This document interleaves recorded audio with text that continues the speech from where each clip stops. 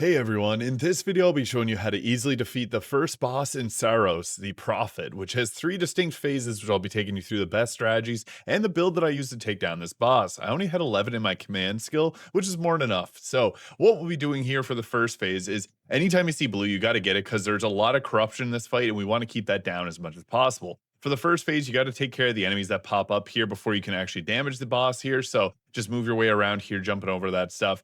There are some attacks here like this one that we really want because that's going to give us all of our corruption cleared. So there's a lot of these beam attacks he'll do. I honestly would recommend for the first part of this fight to avoid the corruption as much as possible because it's inevitable once you get to the second and third phases. So even though I'm grabbing it there, I'd recommend actually just dodging through it because you can still deal quite a bit of damage without having that. So this does fuel up our power attacks, and the blue orbs there are going to be good if you want to clear out your corruption. So always be going after the blue ones because when you do your power shot, that's how you clear the corruption, like you're going to see here. And that's kind of our key to success because otherwise we have a very small amount of health and it's easy to go down. So we're going to prioritize focusing on trying to grab the blue orbs. You can backwards walk to get a better grab on them. Once we get into the second phase here, he starts doing a few more attacks and they're a bit more sporadic and quick. So the only unfortunate thing is these waves here will stun you, and I got taken out, but I would recommend grabbing the second chance. I actually had it unlocked and used it for the first time here, and it was a great asset. So you have to clear out the mobs again before you can clear his boss health bar. If you see any lines on his health bar, that means you have to clear him out.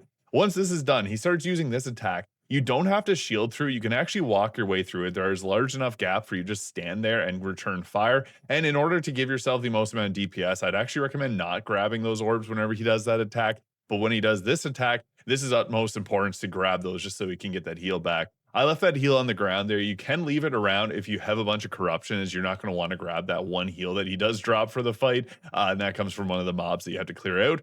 But again, anytime you see those blue orbs, you're going to be constantly trying to clear your corruption throughout this fight, especially into the second and especially the third phase of this fight. So for the second phase, try to return gunfire as much as possible and clearing up the blue ones whenever you can. But it's the third phase where things really do change and you want to have your shield up a lot more. So he's going to be shooting at you a lot quicker. And I actually learned how much you can actually shield at this phase because you can hold your shield up, get enough orbs to do your power shot there, and then go again and shield yourself here. So you have to grab every single blue one that you can, because otherwise you'll get overwhelmed with the corruption here. But this phase with the walls up seems like it's meant to like try to overwhelm you, but try to breathe during this as it's not really that bad. You just have to jump over those orbs if you don't have your shield up. And the rest of it's just continually keep holding your shield up, basically. And then when he does stop for an attack there, you can return fire and just continually keep chipping away at your health, at his health this way. But again, the blue orbs are super important to grab, and it's just a matter of attrition here. So just continually keep grabbing those, returning fire, have your shield up for a long time, and that third phase won't be that bad if you keep following along with these tips. So